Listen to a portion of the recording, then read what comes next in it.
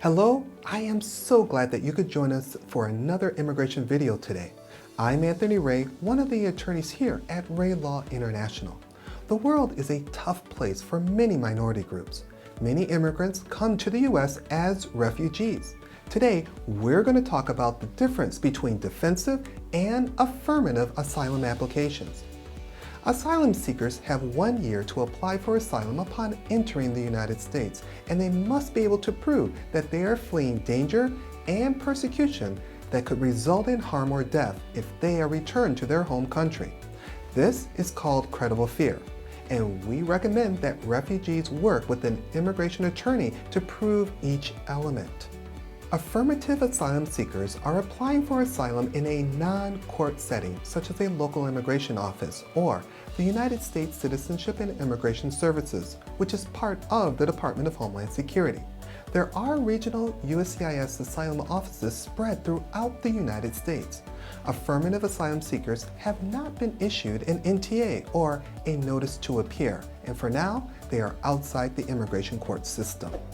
If an affirmative asylum seeker's application is denied, they immediately become a defensive asylum seeker. Defensive asylum seekers are in the process of being deported. There could be many reasons for this. Their first application for asylum may have been turned down. They may have overstayed their status in the U.S. They may have entered the U.S. without inspection. They may have presented themselves at the border seeking asylum, or their lawful immigrant status may have been revoked due to a violation. Defensive asylum seekers must defend themselves in the immigration court. They will face a judge who is a member of the Executive Office for Immigration Review, which is a part of the Department of Justice. They will also face the Chief Counsel or the government's TA, trial attorney, who works for the Department of Homeland Security. Both affirmative and defensive asylum seekers are fleeing danger, and their situation is the most precarious of all immigrants.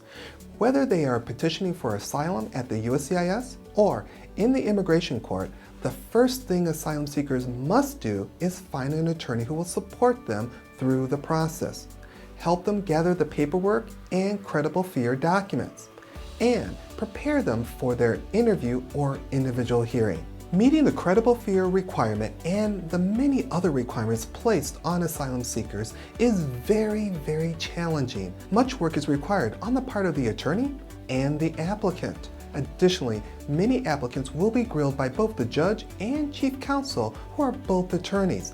Therefore, thorough practice and preparation for direct and cross-examination is critical for a successful case. What happened during your asylum interview or individual hearing?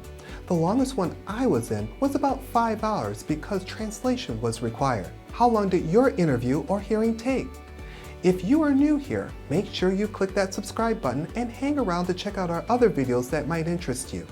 Thank you for the privilege of your time. We'll see you next time.